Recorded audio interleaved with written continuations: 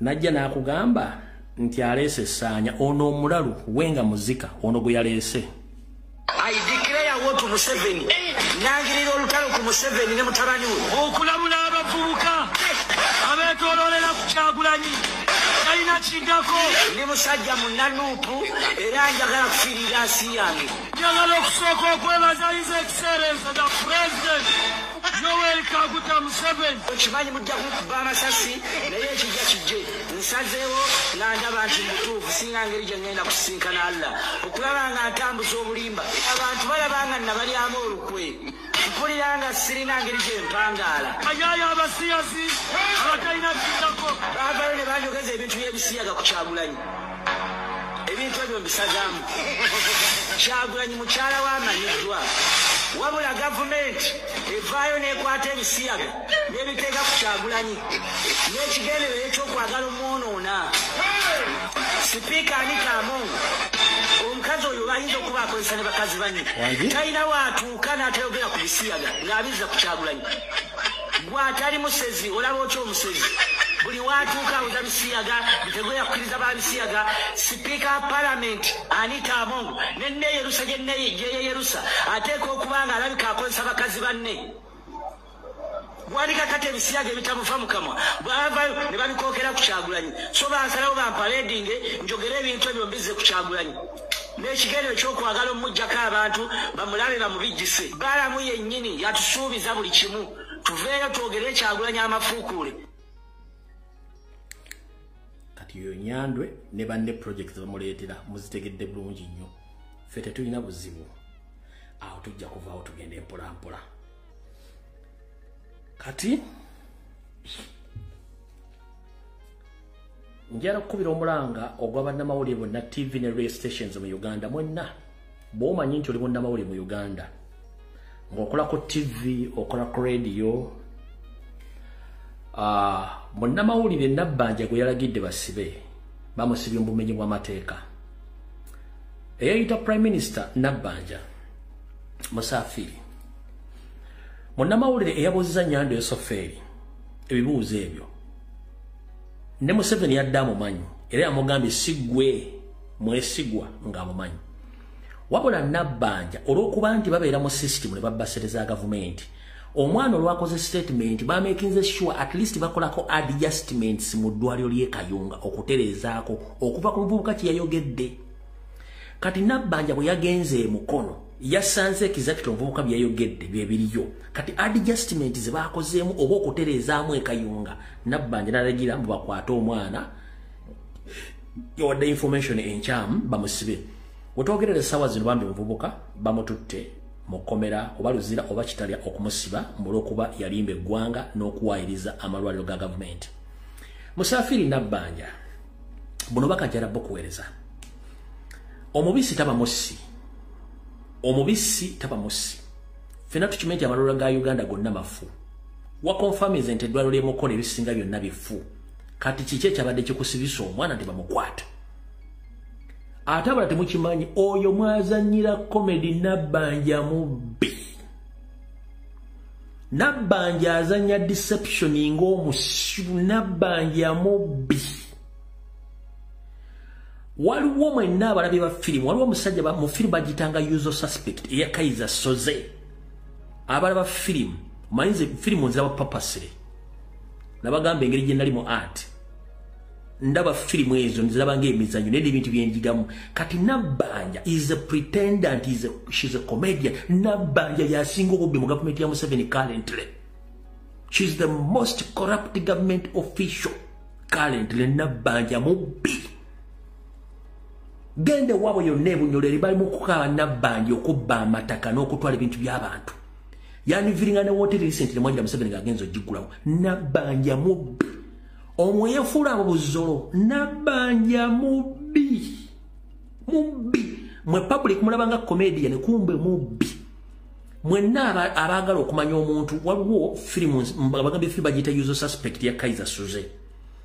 Kati waloneka firimu akabakayita at times and bakayita life stinks. Omuzanyi mwerabidde life stink. Kati wala firimu ezo abantu abefuula kye batali nenga ni reality bali kintu kirala. Kati Nabbanja yezanyisa ekintu ky'okuba nti comedian nti prime minister ali comic. Nabbanja mubbi eyo cover up. Nkiddamu Nabbanja okulagira omwale bamukwate yabadde akavalinga bakozi banne omuli Jenutha Achenge omuli Dana Atwine bebadde akavalinga. Kati omwana yafuuse kiso kya mbuzi omusiba. Nabbanja mubbi ne banne bate basobola kuleka mwana okuba expose nga asigale ng'ali bweru. Oyo comedy gwa Nabbanja mubbi. Kati ziri amataka ga beewabwe mugamayi bulungi ne flat ze yazimba kati alina ekizimbe wanebulaga ku mwenda.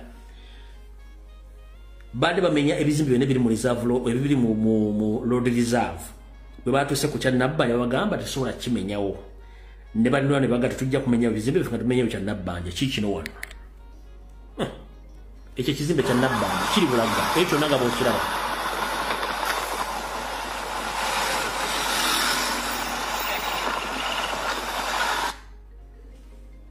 Kankibaddemu ekyo nekizimbe kya Nabbanja kyonna nga bwekiraba kiri bulaga ku mwenda komitiana ku main course ekyo lina kya Nabbanja ate alina ebirala bingi nnyo. Ayagala okutegeera genda ku mwenda ebulaga ekizimbe kino we kiri obuuze banneyiba bagenda kukubulira nanyini kizimbe kino. Gwayagala confirming information yono genda ebulaga ku mwenda eno flat weeri nene obuuzani buuza abantu abali ananyini flat eyo bajja kugamba Musafiri Nabbanja. Kati yabadde alina okuprotectinga Dr. Ruth Achenge yadde okuprotectinga Atwine kwekubba kwekwata omwana munamawulire bamusiba. Kati genda ebulaga munabannamawulire banimonita aba vision yabaki munna mwagala nnyo information n'okola research ne ba YouTubers mugende ebulaga ku mwenda ewali ekizimbe kino mubuuze abantu abali awo bajja babuli aina n'ekizimbe ekyo.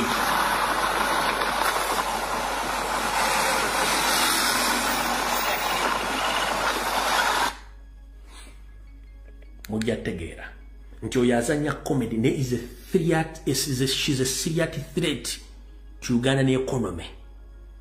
Amubbi kyovula yo bagamba 7 tova ku main tovaawo beebo mubategedde bulungi nnyo. Videos zonna muzire bulungi nnyo ze yayogedde oba ze yakoze naye ffe tetugendayo tugenda ku nsonga eziddako. Kati katugende wano.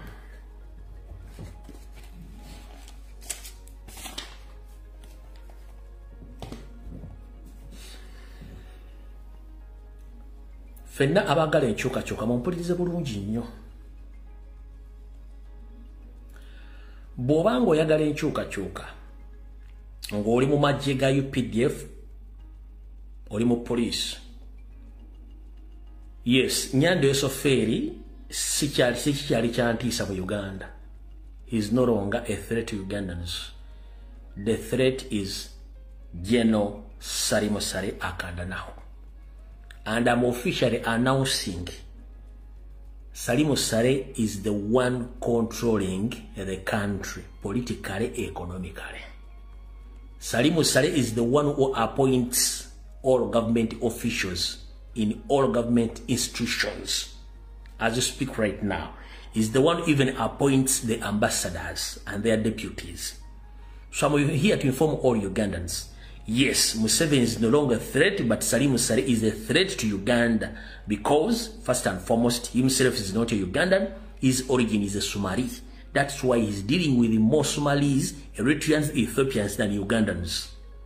So, I'm going to deliver this information to all Ugandans to understand exactly which threat do we have right now. Tugenda mu kalulu nabagambye Simon Bakama kifaananyi nembaga Salim Sale ya controlling akalulu kano.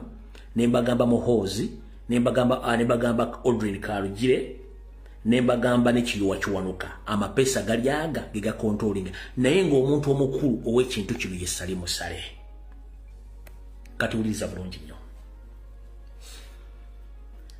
Oluvannyuma lw'okukola byonna akozeseza ssente okutta music industry okutta abantu ba Ssekinnoomu abaloba wambirako ebintu byabwe n'ebintu byalina ebiyitirivu controlling economy okuyingira mu national budget ulira no okuyingira mu national budget okubanga alina amewinge ye alina buli kimu kati sawa zino yasalirawo eggwanga atya mukaluka tugenda mu sawa zino bakimanyi bulungi nnyo waliwo okulya n'okukomba essowaani bagamba nti bajjeno abali active n'abawummuzibwa basindikibwa mu kukola campaign ku ground era bana bagaba bongerako ku ssente ze bakolera omwezi babongerako milioni 2 nga allowance kati we twogera kyembadde temumanyi mukiwulire bulungi nnyo ngena kuzo mwezi 26 omwezi nakuzo mwezi munda kambademu Salimu Sale kyekizibu kya Uganda kati we twogerera Salimu Sale mbagambi ya managing eggwanga era we twogerere saa zino which ewedde yayita ba ambassador ba Uganda bonna abali ebweru eggwanga ne ba deputies baabwe n'abayita bamusinkane eggulu nchiddamu which ewedde kuno ba ambassador kwe bali ne ba deputies Salimu Sale yayita ba ambassador ba Uganda bonna abali ebweru eggwanga ne ba deputies baabwe bamusinkane eggulu era ne bajja yabagamba ki yabagamba bwe mba mukyagala emirimu gyammwe n'okulaba nga tusigaza byetubbye neggwanga okusigala nga liringa bwe liri mulina okutandika okudda ku ground nga munoonya obululu bwa muzeeyi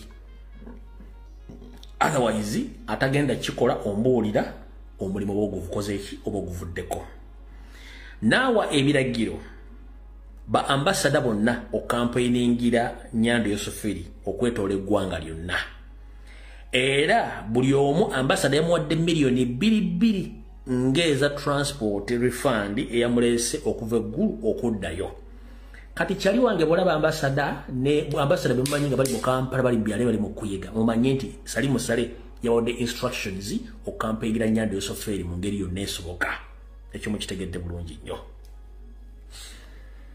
Mukasera ke kamu yabawuddemu ebibinja bibiri yawuddemu ba ambassador abasiraamu bona abasindika bagende batandika okuyega enjiri obasiraamu okwetoola eggwanga lyonna mu mizikiti abo yabasindiseeyo mu budde bwe bumu n'asindika abakristaayo omutwalemu n'abakatuliki nabo n'abasindika bagende batandike okukola emirimu gya campaign okukompainingira Yoweri Museveni saako n'okwenyigira mu bubbi bwa kalulu okulemezawo gavumenti yaabwe nti batakikola bajja kuba tebakyalina mirimu oba ekinaddako kyonna nabo bennyini bavunaanyizibwa ku nkola eyo era wetwogerera essaawa zino omwami ono yalonda buli muntu yenna gw'omanyi mu kitongole era ne bajeti ya Uganda kati yagikontrolinga yagamba ani afune ssente ani atafuna ssente abuusabuusa information eno liwaddebe ng'okozesa omutwe gw'omukalu bw'oba oyina ambassador gw'omanyi ne deputy mu nsimbu ali oba tebali mu Uganda okujja nga bazzeeyo nga amaze wiiki 2 zonna bamaze okujja nga bazzeeyo ne babadde mu Uganda era basinkana Salimu Sale eggulu n'abawa instructions era bali mu zikola essaawa zino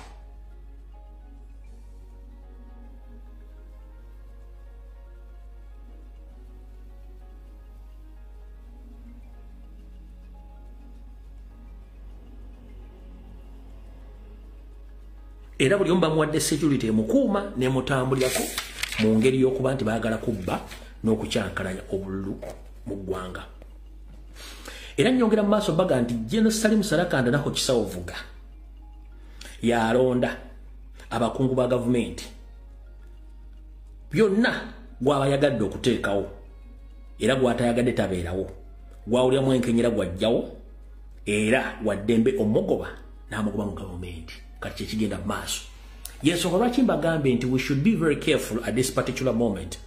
The enemy of our country is General Salimu Sale. That's why he's not seen anywhere in the public domain, because he fear that the people in the public, they hate him, and there are some people who are looking for him. That's why he decided to lock himself in a guru, well protected with his military wing. Omwami otajja mu public wandi mulabyeko mu NRM criminals n'obuvuyo obadde wowane tajja kubanga akimanyi bw'ava eggulu okujja abeere mu zino meeting okujjako yalabikako mwemu oba muzzukulu wa Museveni baali bamuwasa n'alabikako yeeyokka naye tava ggulu kubanga akimanyi okujja mu mikolo gino security eyinza okubeera compromised naye akimanyi nti amunoonya bangi kati yensonga lwaki ono kati yafuga eggwanga. So all well wishers of surgical operation, now you know the right target and the right person to visit, as in visiting him. Because we might right now think that we are fighting Museveni. Museveni is no longer in control of that country, no. Museveni is in 1900 right now. He doesn't know that we are in 2025. Museveni is in 1900. That's why last week he told us that he thanked the NRM which selected him from 1925th up to 1931st. So right now is in 1900. So he's not in control of that country. The Nyandwe I know, the old Nyandwe, you can't call him from the State House to come at Kolo Air Street to meet 30 people, the so-called defectees, and the public knows that those people, they don't belong to NOP. So Nyandwe is no longer existing in Uganda. It's Salimu Sare now. So mwenaba dede buli abayina abagala okukola surgical operation amagala ku visitinga muntu kigo mwagala omuntu omutufu okuvisitinga ye Salimu Sare kati ye buli kimu yayine eggwanga yaddukanya budget ya Uganda yalonda abakozi mu government yonna yakola buli kyetaagisa. In fact okusinzira ku sources zenagazalinze omwami oyo ng'atudde eggulu akuba bwekubi message akuba bukubi simu okusindika message n'agamba nti oyo aveewo ono aveewo oli aveewo. Kati abatamanyi history abantu bali aba mujja bawulirako nnyo gavumenti ng'ekyuse oba mujja bawulirako nnyo mu nkuubo za information abaali abazibwa ennyo mu nsiko era nga battanya Abaganda kuliko Pilato yemumanyi ekyamutumya Pilato yesindikine muti nagimuwa era erinnya lya musiko amuyita Pilato. Kuliko omugenzi Frederick Rwejemba yali muzibu nnyo mu kusiriikirira Deri ne Salimu Sarakanda nako bamuyitanga arufu. Arufu kitegeeza evumbe. Nakati akyakola emirimu gyegimu mmwe mulowooza nti ali ggulu atudde eri abanga ali ku remote tikati ono lide pesa litutanya lino liveewo lino liveewo lino liveewo. In fact ba architecture bo kusilencinga Abaganda bonna ne ba politician from 1986 is that gentleman.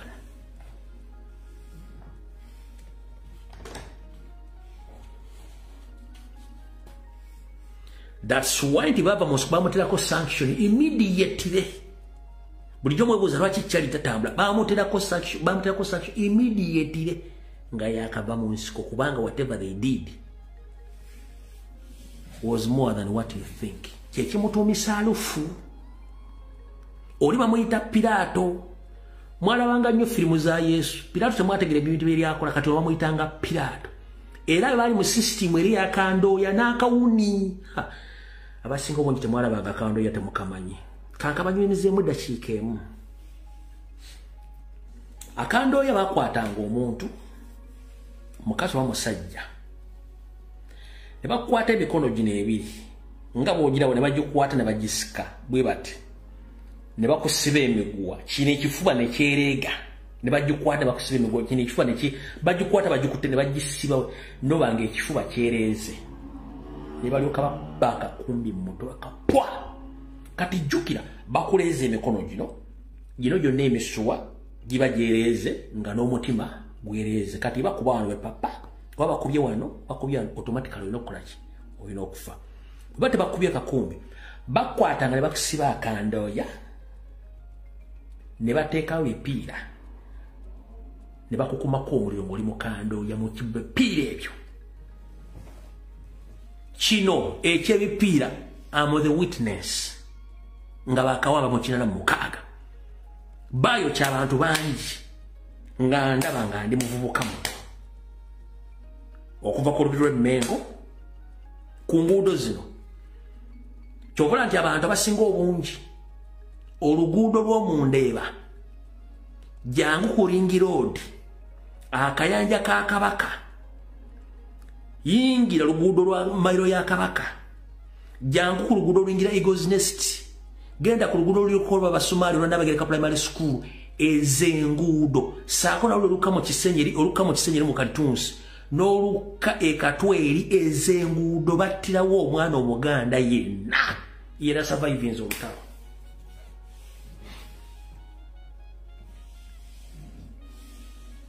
naliwo nga ndaba kuno Sale kwoli Museveni kwoli Kayindo Tafire kwemuli buli kimu kimanyi negga y'omukyamu jukira bamuyitanga Abudu mwamukira ku Budoni nga ndaba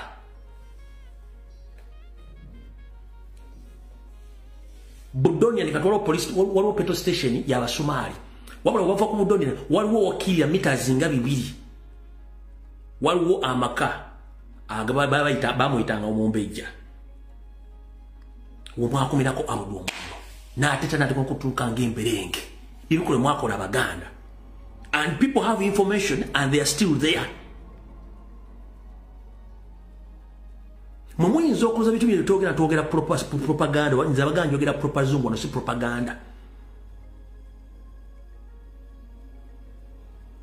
Gwatakulya mu Kampala fe twazaliwa mu Kampala Mmengo akakayanja ka Kabaka twakayitangako nga bagamba no gati mizimu gikaaba nga abantu lijala abantu bakaaba era akakayanja nga babadde bagenze batandise kajja mu mazzi ne bakabikula bwe kati muzo sanga mu taniza amagumba kati muzimanyi akakayanja ka Kabaka.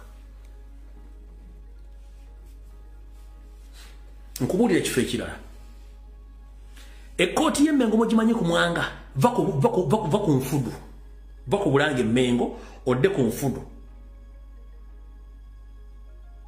ewa Kisingiri waliwo ekikubo kimu kyoyawula munodda ku kkooti y'Emmengo kati emanyi w'ekkooti y'Emmengo waliwo barracks oba kalinga kaditaaki kati emanju eyo we walinga ekibira battira omwana Omuganda mu kibiro ng'ekibira ekyo kitambula okuvaawo ne kigenda kyekwata eri ku luguudo luli olulala lwe bayita erinnya ligenze kati ekibira ekyo era kye kyavangamu ensolo z'amazzi zijja n'okujjugula kati mwe gye mwolya nti basiima essiemu yatandikira kubasiima basiima eri awo era ng'ova ku kkooti ya Mwanga n'okkira abadde mu kisenyi basiima we yali awo nabo batenawo abantu kati ebitundu byonna abasajja bamanyi bulungi nnyo kye baakola era bakimanyi bwe twogera ku basajja abantu balinako obusungu batta Baganda baffe batta bajjajjaffe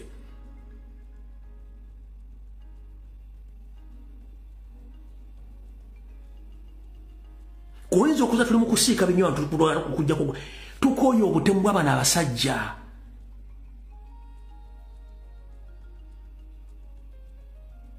abantu bangi tebamanyi bakitaabwe gye babaziika abantu bangi tebamanyi bamama gye babaziika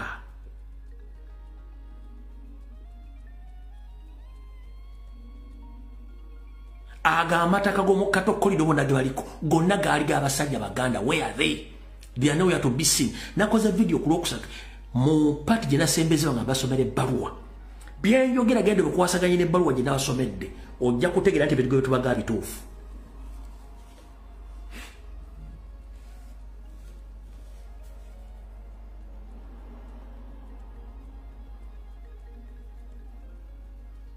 Oyo Kayanja we yazimba ekkanisa eyo ako kaali kattiro.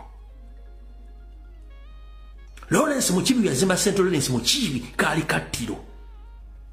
That was a dump area, a dumping area. Lawrence Mukibi yazimba St. Lawrence akaali kattiro. Gende Makinde mu military barracks akaali kattiro.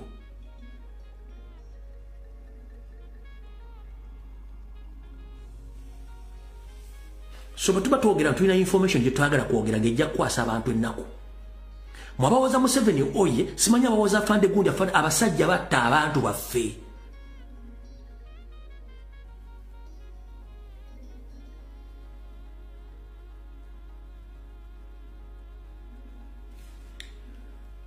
Abaganda baaliisa Museveni ne banywesa Museveni ne bamusasulira buli kimu.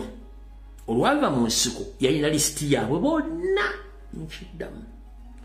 Abaganda baaliisa Museveni, baakuuma Museveni, baamuwa buli kimu n'okutuuka okuwangula olutalo. Wabula ogenda okuva mu nsiko nga balina lisiti yaabwe bonna nga kyekibassa. Kye baamukolera basobola okukikolera omuntu omulala.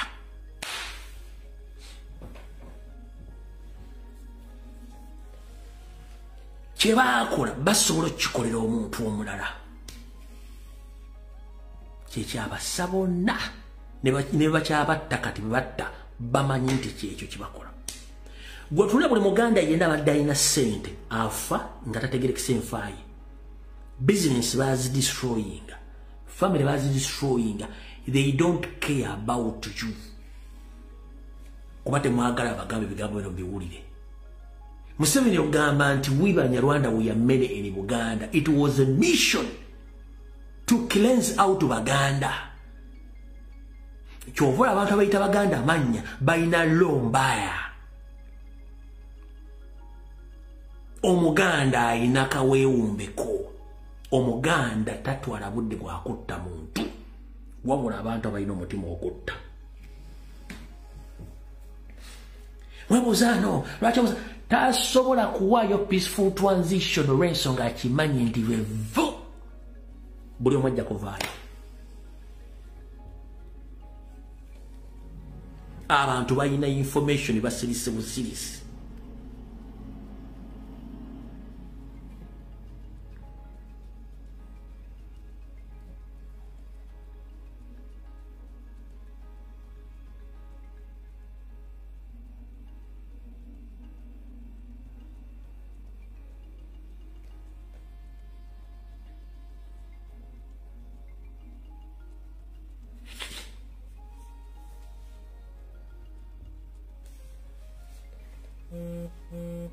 Zamo kitegedde.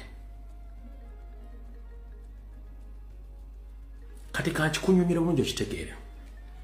Nina video gye recordings naye giteeka ku YouTube channel yange gyeri. Nkunyunyude ne nkugamba nti mu magye mu police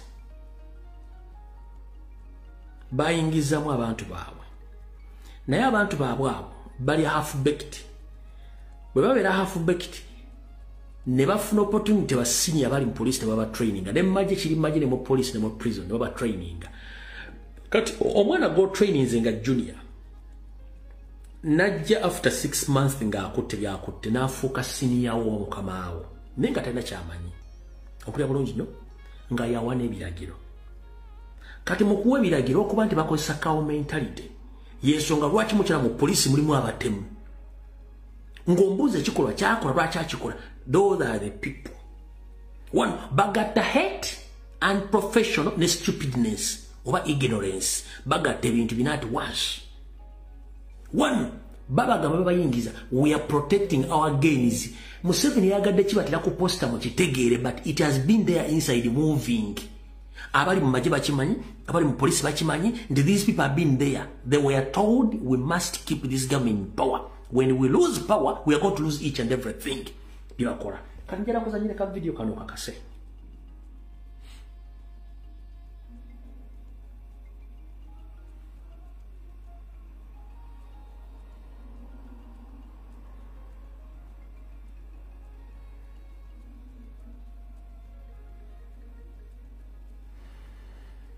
Ono guy yabadde afaachi.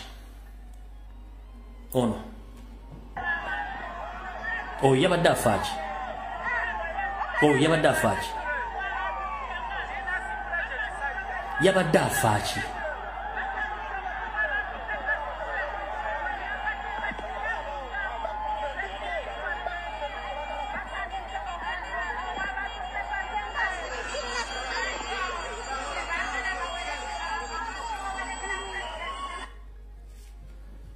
Uyo mulabe katika ekifaananyi kati yabadde afaachi.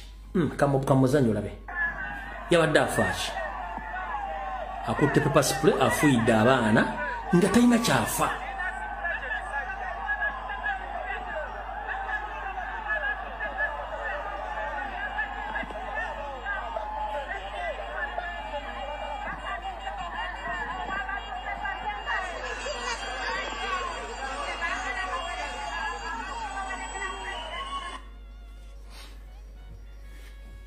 Kati ina video jengendo bazanyira mwagirabyeko. Kati mugenda tegera kyembagambye kyembadde mbasomesa wano.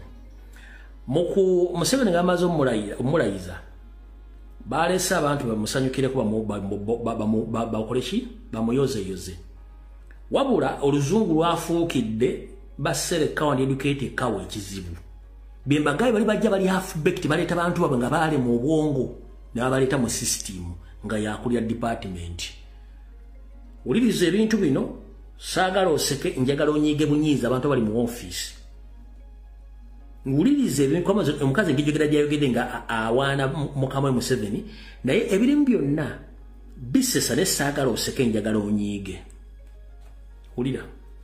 Today I congratulate His Excellency upon his nomination.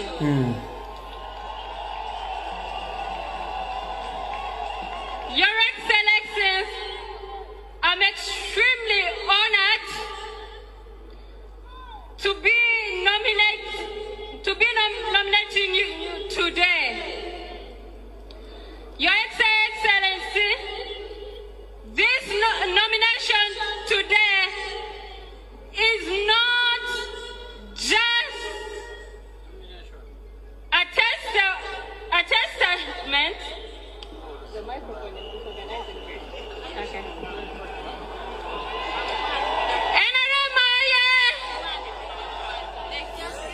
Kanzire wano. Mulide sample katuna gambe this nomination is a testacle. Kyabadde agenda okwogera. Yadde ageraga this nomination is a testacle. Natune bagalambuza testimony naganti testimony. Yadde ageraga this nomination is a testacle. Kyabadde agenda okwogera. Era nga nebigamba mutudde maaso. Buyamaze naga microphone ye mutawanyo oluzungu lwayogera nti microphone ekyusa obuluzungu kankabadde mu kategere bulungi kati bana bajja mu office nga ye boss wo nga yagwa P1B yagwa Nasale ne bamuleta bulesi mbuzi ulira. I congratulate His Excellency upon his nomination. Nomination. Your Excellency, I'm extremely honored to be nominating you today. Your Excellency, this nomination today is not just a testament. Yadda agenda kuita testa kozi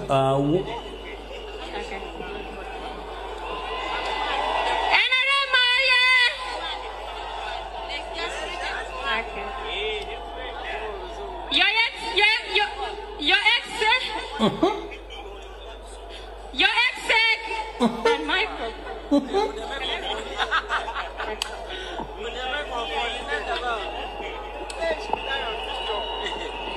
Your Excellency, I'm a very good speaker, but I don't know what has happened to the microphone. I feel much better now that I'm holding it.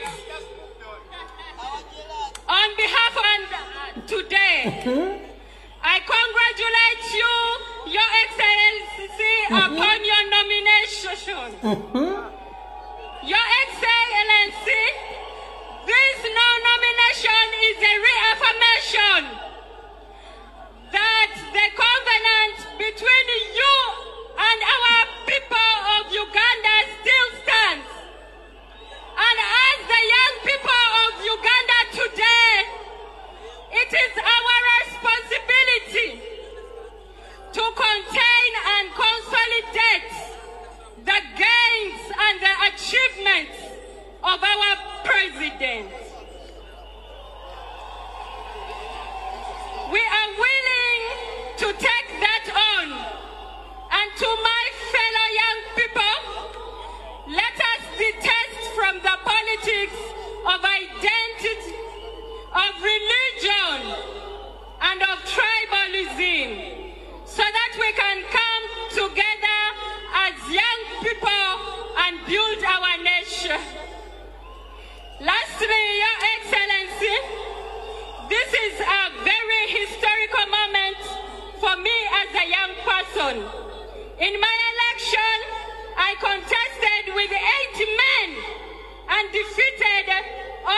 President, I kindly request a historical picture with you as well, Your Excellency. God bless Museveni. God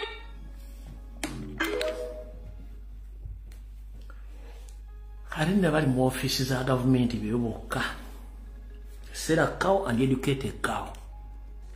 Bamo jamu senior 4, bamo le mutako training ya majobe ya police ya prison na ja.